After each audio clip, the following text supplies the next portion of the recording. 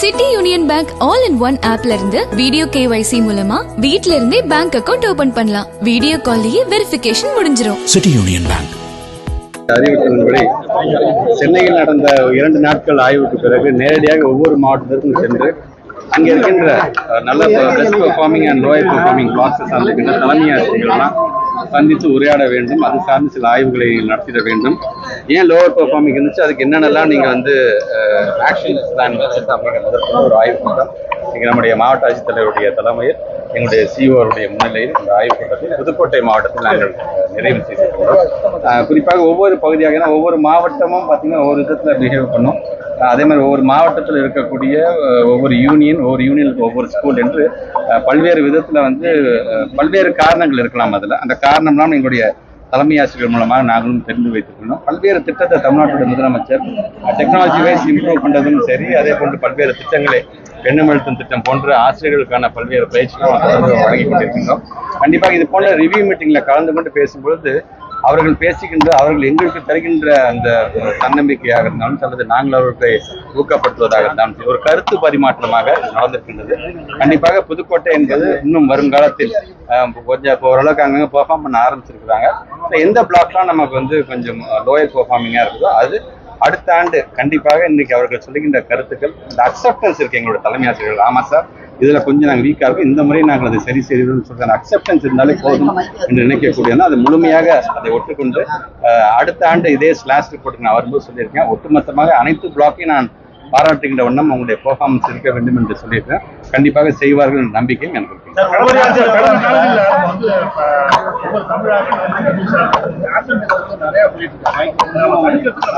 இப்போ லாஸ்ட் 2 இயர்ஸா பார்த்தீங்கன்னா நிறையவே டிராஸ்டிக்கலா குறைச்சிருக்கோம். நம்ம தமிழுக்கு நீங்க சொன்ன மாதிரி ஆர்டிஸ்ட் எல்லாமே குறைஞ்சிருக்குது. அப்படியே நாங்கள் ஹாப்பி. ஏன்னா ரிசல்ட் நான் வெளியிட்டனால எனக்கு தெரியும். அது மேக்ஸிமம் நான் பார்க்குறது அதான் நான் பார்ப்பேன். நான் பொதுவாக எவ்வளோ ஆப்சன்டீஸ் இருக்கு குறைஞ்சிருக்கு. கொஞ்சம் கொஞ்சமாக நம்ம குறைச்சிக்கிட்டே வரோம். நாங்கள் பசங்களுக்கு இப்போ நாங்கள் ஓவரால் நீங்கள் இப்போ ஆப்சன்டீசம் எடுத்து பார்த்தீங்கன்னா ஒரு ஸ்கூலுக்கு 1.5 பையன் ஆப்சன்ட் அந்த மாதிரி கணக்கு தான் வருது. இருந்தாலும் அது சம்டைம்ஸ் ரீசனபிளான ஒரு ஆப்சன்டீஸாக கூட இருக்கும். இருந்தாலும் அந்த பசங்களையும் எப்படியாச்சும் சப்ளிமெண்டரி எக்ஸாமில் நாங்கள் வந்து எழுத வச்சிருக்கோம். அது அடுத்த மேக்ஸிமம் யாரும் எஜுகேஷன் சிஸ்டத்தை விட்டு போகாமல் போய் பார்த்துருக்கு. நேற்று நம்முடைய மாண்பு தமிழ்நாட்டுடைய முதலமைச்சர் நான் முதல் திட்டத்தில் வெற்றி நிச்சயம் என்ற அளவுக்கான ஒரு திட்டத்தையும் கொண்டு வந்திருக்கேன். அடுத்த மேக்ஸிமம் பசங்களை பொறுத்த வரைக்கும் எஜுகேஷன் சிஸ்டத்தை விட்டு வெளியில போகாம எங்க போனாலும் தேடி கண்டுபிடிச்சிருக்காங்க எங்களோட டீச்சர்ஸ். 4 நாள் வரலாம் பொட்டன்ஷியல் ட்ராப் அவுட்னு தெரிஞ்சா கூட நேரடியாக HMs எங்க டீச்சர்ஸ் நேரடியாக அது கிராமம் எந்த குக்கிராமம் வந்தாலும் சரி உள்ள போந்து அவங்க பெற்றவங்களை வந்து கன்வின்ஸ் பண்ணி அந்த பசங்களை கொண்டு வந்து ஸ்கூல்ல விடுறதுக்கான அந்த வேலையை நடைபெற்று கொண்டு தான் இருக்கு. கண்டிப்பா எங்க டீச்சர்ஸ்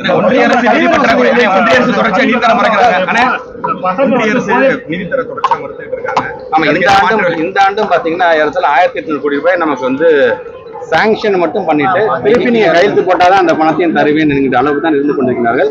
7ஆம் தேதி அன்று எங்களுடைய மாண்பு தமிழ்நாட்டு முதலமைச்சர் பள்ளிக்கல்வித்துறை சார்ந்து இந்த ரிவ்யூ மீட்டிங் நடக்கிறது. அது சார்ந்த ஒரு நல்ல முடிவு அன்றைக்கு நாங்கள்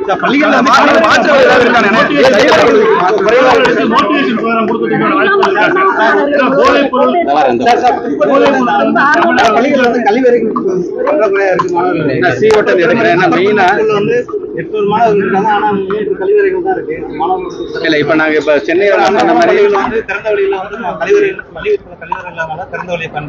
இந்த சென்னையில நடந்த 2 நாள் கூட்டத்தில் மெயினா நாங்க எடுத்தது பாத்தீங்கன்னா நான் பேசும்போது அதான் சொல்றேன். மொத்தம் எத்தனை ஸ்கூல்ஸ் இருக்கு, எத்தனை ஸ்கூல்ஸ் இன்ஃப்ராஸ்ட்ரக்சர் தேவைப்படுது, எத்தனை ஸ்கூல் இன்ஃப்ராஸ்ட்ரக்சருக்கான பில்டிங் கட்டப்பட்டு இருக்குது அப்படிங்கிறது வந்து தகவலையும் நாங்க எடுத்துருக்கோம். நாங்க அனைத்து பள்ளிகளில இருந்து தூய்மை பணியாளர்களை நியமனம் பண்ணணும். இல்ல இப்ப நான் இந்த கேள்வி இன்னும் முடிக்கவே இல்லை. நான் மொத்தம் எத்தனை கட்டணங்கள் கட்டப்பட்டு வந்து கொண்டு இன்னும் எத்தனை இதுல அப்ப நீங்க சொல்றீங்க பாத்தீங்கன்னா கழிவறைகள் தேவைப்படுகிறது, சுற்றுச்சுவர் தேவைப்படுகிறது, புதுசாக கிளாஸ் ரூம்ஸ் தேவைப்படுகிறதுலாம் சொல்றீங்க பாத்தீங்களா. ஸோ அது சார்ந்து சில தகவல் எடுத்து ஒவ்வொரு ஆண்டும் பாத்தீங்கன்னா RD மூலமாக நபார்டு மூலமாக என்ன பணம் எங்களுக்கு சாங்ஷன் ஆகுதோ அந்த சாங்ஷன் ஆன பணத்தை ஸ்ப்ரெட் ஓவராக ஒரே மாவட்டத்தில் மட்டும் இல்லாமல் தமிழ்நாட்டுக்கு எல்லா மாவட்டங்களும் பகிர்ந்தளிக்கின்ற விதத்தில் தொடர்ந்து செய்து கொண்டிருக்கும். அதனால தான் பேராசிரியர் பள்ளி மேம்பாட்டு திட்டம் என்ற வகையில் 7500 கோடி ரூபாய் இன்னைக்கு ஒதுக்கீடு செய்யப்பட்டு இதுவரைக்கும் 5000 கோடிக்கு மேலே அதை நாங்கள் வந்து பயன்படுத்திருக்கோம். இதில் கிட்டத்தட்ட 8000க்கும் மேற்பட்டிருக்கின்ற வகுப்பறைகள், கழிவறைகள், சுற்றுச்சூழல் எல்லாமே கட்டப்பட்டு